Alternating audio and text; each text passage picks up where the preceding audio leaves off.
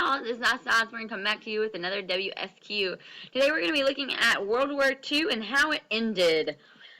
The essential question that we're going to be looking at in this video is how did participation in World War II transform American society and lead the United States to a position of global political and military leadership? Foreign historians will analyze the reasons for and results of U.S. diplomatic, economic, and military initiatives in North America and overseas, and analyze how ideas about national identity changed in response to U.S. involvement in international conflicts and the growth of the United States. As you watch the video, make sure that you answer the guided questions that are provided. It's okay if you have to pause the video or rewatch it in order to answer the guided questions. When the video ends, make sure that you summarize the main points of the video in paragraph form using the specific vocabulary given to you on your WSQ sheet.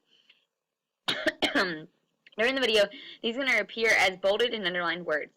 And then finish by asking one question, something you're still confused about, a general question, or a discussion question to bring to class. So following World War II, all the big powers met at the Yalta Conference in the Middle East. Roosevelt had won a fourth term as president in 1944, and he felt like he needed to see the nation through to a victory. Three of the Allied leaders, Roosevelt, Churchill, and Stalin, met at Yalta to plan the strategic part of the end of the war and also what was going to happen after the war. They agreed to these three main things that are super, super important. One, they decided that they were going to divide Germany into 4 parts, one for each of the Allied nations. France would take over one, the United States, Soviet Union, and Great Britain would take over a piece of that part of Germany. The Soviets would also take over Eastern European countries, the ones that were like all the Slovakias out in the west, Slovakia, Romania, Czechoslovakia, and essentially they would ensure that they would establish democracies. Now, this was going to be pretty hard for the Soviets to do because we know that the Soviet Union doesn't have a democracy, they have a communist government with a dictator. The Soviet Union also would declare war on Japan to help the United States in the war in the Pacific. However, as the Yalta Conference is occurring, the last battles on the Western Front are occurring in France. Okay? The Allied troops were preparing to cross the Rhine River in France that was seen as the key barrier to the center of Germany. If they were able to cross the Rhine River, they were going to be able to close down the German offensive. Large amounts of German troops started destroying the bridges, trying to hope that they would destroy any way for the United States to get over those bridges and into Germany. The Americans, however, are able to take over the bridges and the large amounts of German troops protecting them. Once the German resistance is weakened, the United States is able to cross the Rhine and push back all the way into Germany. While this is going on, though, President Roosevelt had died when in office in April of 1945. This kept the American people very, very sad, but we were very determined to end the war. In April, the Allies were making their final acts of destruction against the German resistance, pushing all the way back into Berlin. Hitler knew that the United States was coming, and so he committed suicide in his bunker on April 30th of 1945, recognizing that all hope was lost and that he was going to be forced to give up. He would rather death to being arrested. As the news of Hitler's death spread, the war came to a halt. The German people just put down their guns and stopped fighting. Berlin surrendered. The German armies surrendered. Colonel Donitz, who was the German leader after Hitler, surrendered May 8th, which became known as VE Day, or Victory in Europe Day. After we won the war in Germany, we realized that we now had to turn our attention onto Japan and making sure that the war had ended there. It was feared that taking over Japan would cause severe damage to the Allied powers. But the Allies had been very successful in bombing major cities, and so they then decided that they were going to start strategically bombing Tokyo. The Allied forces bombed Tokyo, killing about 84,000 Japanese, stunning them, but they vowed to fight on. Remember, the kamikaze fighters that the Japanese were using fought all the way to the death. They were not fearful of death.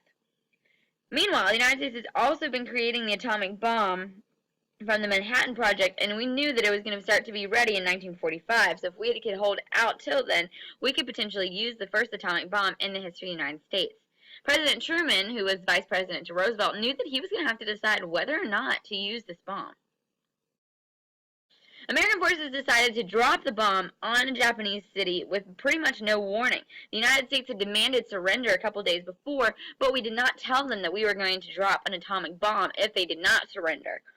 The atomic bomb was dropped on Hiroshima, the first one, on August 6, 1945. And the Japanese leaders didn't really respond to it. We killed a lot of people through dropping this bomb, but they continued to wage war anyways. So a couple of days later, on August 9th, the Japanese city of Nagasaki was also bombed by another atomic bomb. A couple of days later, finally, Hirohito surrendered on August 15th, 1945, and the war was officially over. So, in 1945, representatives from 50 different countries met to establish the United Nations. This was going to be the new, reinvented League of Nations that was meant to encourage cooperation and prevent future wars. The three Allied leaders met to continue their work from Yalta, and the United States had started to grow a little bit concerned about the Soviet Union at this point. They met at the Potsdam Conference in Potsdam, Germany, trying to talk about what was going to happen with the Eastern European countries, what was going to happen to Germany, and mainly the United States wanted to make sure that Stalin was going to live up to the promises that he made at Yalta. We also had to help rebuild Japan and Europe, and that's not going to be a very easy or cheap task. In order to prevent another large-scale war, the 50 nations came together to create the United Nations that focused on cooperation between the great powers. These great powers are going to form the Security Council, which is going to lead up the United Nations, and those are the United States, the Soviet Union, Britain, France, and China. These 5 countries have a permanent place on the Security Council.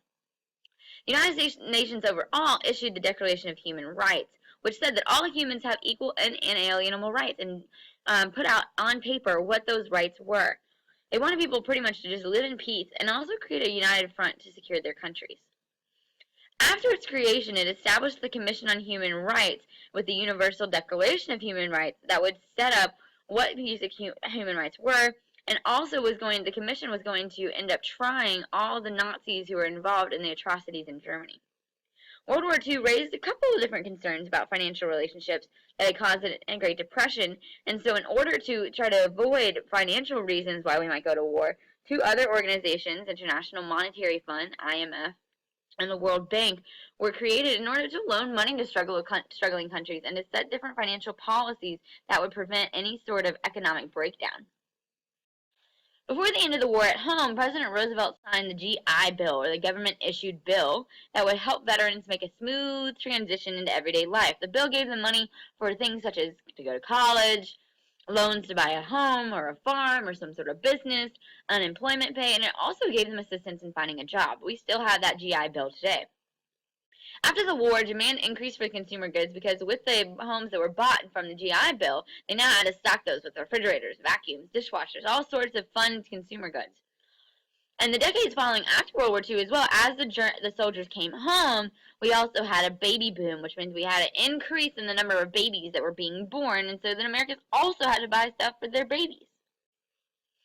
After the war, labor unions decreased in power. During the war, we had to keep a lot of the labor unions in check because they would have too much power or the workers would walk off, and so we wanted to make sure that they were happy. So after the war, the labor unions are going to try to seek more wage increases, but the Taft-Hartley Act decreases the power of these labor unions and ends up decreasing the power that they had overall. After the war as well, President Truman passes Executive Order 9981, one of the most influential executive orders ever given, that desegregates the armed forces. From now on, African Americans and white soldiers would be able to serve in the same ranks. Hispanic workers also after World War II are going to gain more access to equal benefits as their white counterparts. When Roosevelt died suddenly and Truman had to take over the presidency, he had to end up guiding America from war to peace, and he also dealt with a whole bunch of criticism. Inflation, meaning that the value of the dollar went down, increased drastically. The American people said Truman, it was their fault because they trusted Roosevelt so long.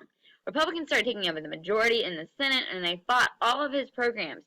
He wanted a fair deal, very, very similar to Roosevelt's New Deal. A lot of the programs were very similar, but because he didn't have a lot of popularity and a lot of Republicans were taking over, it didn't go very far. As you watch the video, make sure that you answer the guided question provided. It's okay if you have to pause or rewatch the video in order to answer the guided questions. When the video ends, make sure that you summarize the main points of the video in paragraph form using the specific vocabulary given to you on your WSQ sheet. These are going to appear as bold and underlined words during the video. And then finish by asking one question. This can be something you're still confused about, a general question, or a discussion question for the class. Thanks for joining me for this WSQ, and we'll see you in class.